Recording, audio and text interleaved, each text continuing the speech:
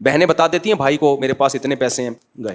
بھائی پتا ہے بہن سے کیسے, ایک خاتون نے مجھے کہا میں اپنے بردر کو بتانا چاہتی ہوں میرے پاس 1 کروڑ روپے آئے ہیں فلاں جگہ سے آئے ہیں, تو میں بتا دو. پھر یہ نہیں کہنا کہ وہ گئے کہاں. کہہ رہی نہیں میرے بردر تو میرے بھائی تو بہت نیک ہیں, تبلیغ میں بھی وقت لگاتے ہیں اور جو ہے وہ تو بہت نیک ہیں. میں نے کہا جو تبلیغ میں وقت لگاتا ہے نیک ہوتا ہے, اس کا چوری کا طریقہ الگ ہوتا ہے. جو ڈاکو ہو اس کا چوری کا طریقہ الگ, چور کا چوری کا طریقہ الگ. چور تو ہے لاکر سے چوری کرے گا, ڈاکو کیا کرے گا گن پوائنٹ پہ لے کے جائے گا. نیک آدمی پتہ ہے کیا کرے گا, میں نے کہا نیک آدمی یہ کرے گا جس دن آپ نے بتا دیا نا میرے پاس 1 کروڑ ہیں, تو بھائی کو اس دن نیند نہیں آئے گی, بولے گا یار کوئی وہ خود تو دھیلا ہے نہیں, اور دھیلا ہو بھی تو دوسرے کے پیسوں پہ جو بزنس کا مزہ ہے نا, خدا کی قسم وہ اپنے پیسوں پہ نہیں ہے. ہمارے والد صاحب کہا کرتے تھے جب بھی کوئی آئے نا اور کہے مفتی صاحب اتنے لاکھ روپے دے دو, میں بزنس کر رہا ہوں, آدھے آپ کے آدھے میرے, تو اس سے بولا کرے یہ پورے لاکھ خود ہی اپنے لگا لے, پورے تیرے. کتنا بہترین مشورہ ہے یا نہیں ہے. اچھا والد صاحب مجھے یہ بھی کہتے تھے یہ بات اس وقت تک سمجھ میں آئے گی نہیں جب تک نقصان نہیں ہوگا. بہت بتاتے تھے کبھی کسی کو پیسے مت دینا بزنس کے لیے, کوئی آج قابل اعتماد بہت کم لوگ ہیں, ہمیں کیا پتا چلے گا کون ہے یا نہیں. بہت منع کرتے تھے, لیکن ساتھ میں یہ جملہ بھی لگاتے تھے کہ سمجھ میں پھر بھی نہیں آئے گا جب تک ڈوبیں گے نہیں. واقعی میرے ڈوبے, مجھے سمجھ میں آ گیا.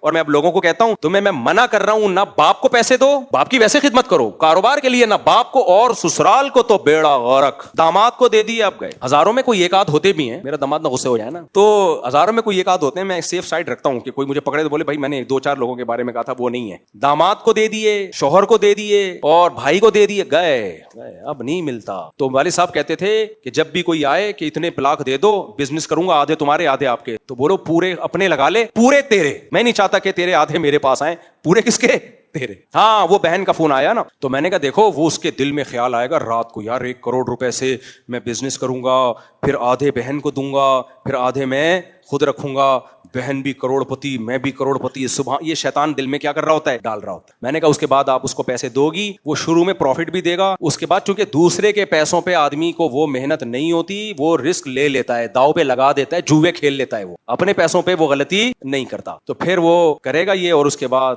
ختم.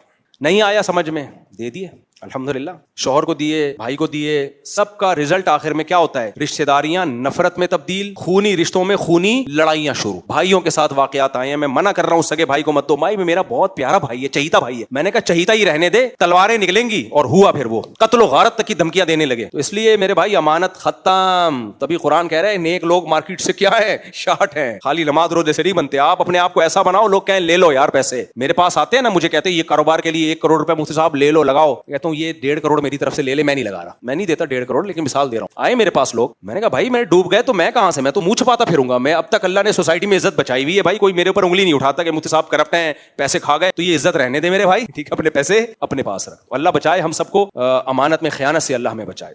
وما علینا الا البلاغ.